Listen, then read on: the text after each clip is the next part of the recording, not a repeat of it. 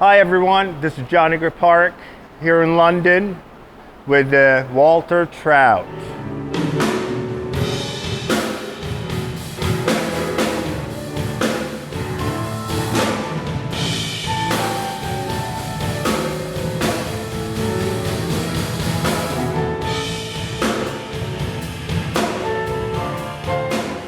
So my journey with Rotosound, of course, when I started playing bass, it was the Geddy Lees, it was, the Jackos, the Billy Sheehan's. All my favorite players played Rotosound. I didn't know anything about any bass string companies. It's just what I was reading, Rotosound, so that's what I got. Because my heroes played them. That's how I learned. That's the sound, the feel that I enjoyed and played for many, many years. And then as my career developed, I started with playing with guys that, either had a band endorsement, like with Slash, we were with Ernie Ball. Later on, I played Dean Markley's. And then when I started with Walter, there was Rotosounds laying around, and I grabbed a set and put it on my bass, and it was that exciting feeling and sound that I remembered when I started playing. And there it was again. I was like, got to go back to Rotosounds. So yeah, started with the swing bass strings like probably 90% of everyone does, because that's the rock and roll set, right? And then I started just experimenting and trying different stuff. I played the Steve Harris set for a while. I used a lot of the flat rounds on my, jazz and P basses. And even the Nexus I really enjoyed, and led me to the Ultramags. I sweat a lot, so I kill strings, and even though we're playing a blues rock gig, I need something that cuts, but it can't be too bright. And so Ultramags were perfect for me. Perfect clarity in the mids, they last long, they sound good, they feel good, and perfect string for me.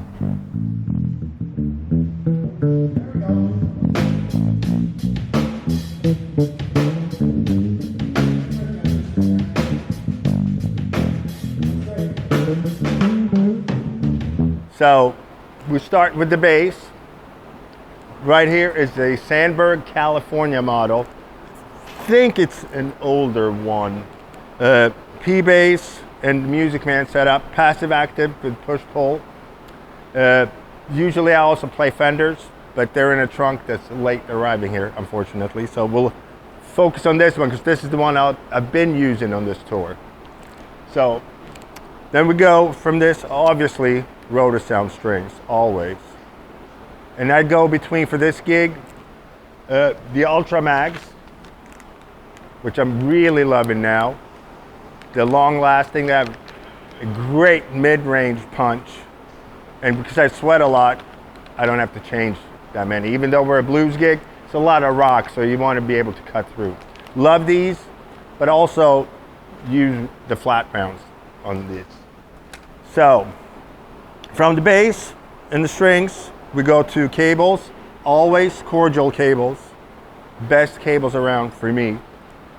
If you get a chance, check them out. They're punchy, they're clear, and doesn't destroy the signal in any way at all. So, now on to the pedal board. So, cordial cables into the Boss TU2, I just saw it's called, tuner that everybody has, I'm sure.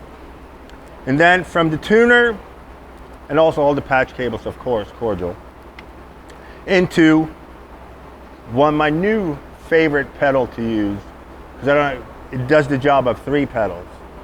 It's the Stanley Clarke wah / volume stash envelope filter. I think that's the job that it's doing. So I'll explain that a little bit because it's pretty cool. And it sounds complicated, but it's actually really easy to use. So there's passive active switch on the side over here. Passive active. And then here is the cool thing. It engages the volume pedal. You can also disengage it. So I'll show you. It's engaged now, so the green light, now it's a volume pedal. If I step on it, it becomes a wall. If I just leave it, it's an envelope filter, and I pick the settings and, you know, the range and width and play with it, you know. Actually, depending on the night, I'll change the settings mid-show.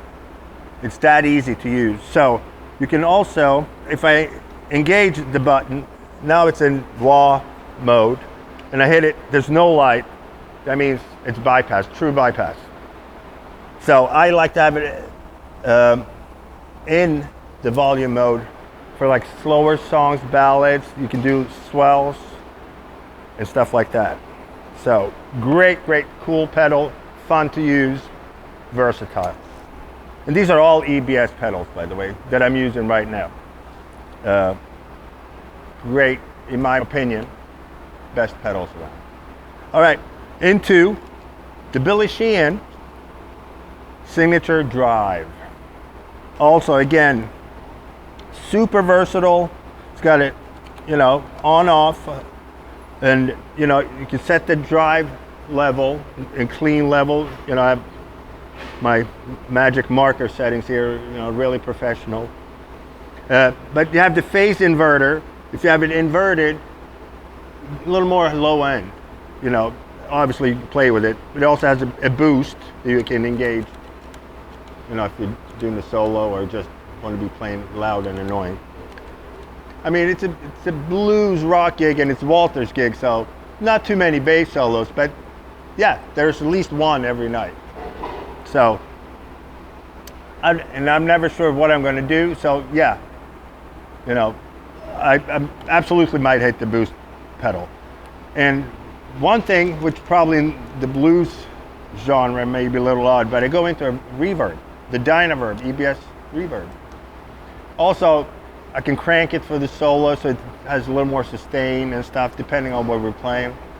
But it also, and this is going to maybe be sacrilege for most of you, but I like a little reverb on my bass. You know, because Walter plays with quite a bit of reverb, and if I'm very dry, the difference between our sounds is too big. So a little bit of reverb kind of brings us closer. And so now that's it as far as pedals go, and I might change what I'm using tour by tour. You know, I feel like adding something, I'll add something, if not. But this is a lifesaver because it does so many things again.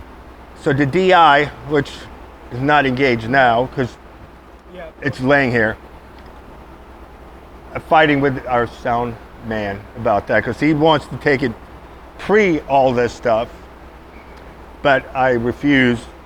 So we compromised, and it goes after the wah. So tuner, wah, DI, out of DI into the distortion. Because when I play with volumes and stuff, I want to be able to control where it's at. You know, not him. And this is the one that I use the most to alter my sound. So we compromised. Instead of over here, the DI goes after here. From the Dynaverb, we go to the amp now. Since we're in the UK, I travel with my own, the Little Mark 800. That's the amp that I always use. I bring that with me just so I always know that I'll always have that sound.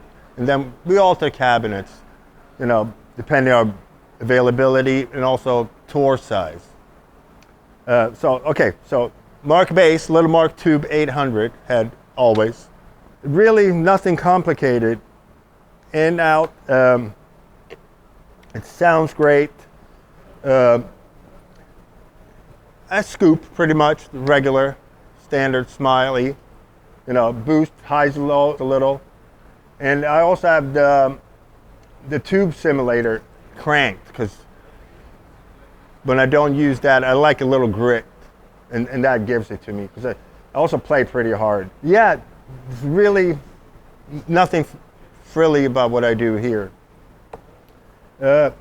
On this tour, we're using the CL 106 or 10.6, so it's a 610 Mark bass cabinet.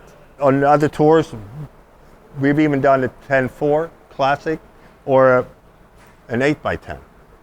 So that's it. This is actually Walter's guitar comes out of that, so I can control it because he doesn't like guitars in the monitors. You know, he has his amp and he wants none here, so sometimes I have a hard time hearing him. So that's a slave off his amp, and I control the volume. You know, I kind of know what he likes, you know. A little lower on the slow, you know, mellower songs, and I can crank it. And that's pretty much it as far as my rig rundown. Nothing complicated, easy peasy. Thank you, Rotosound, for everything that you've done for me, for rock and roll, the sound of rock, in my opinion, rock bass. And catch us out on the road with Walter Trout.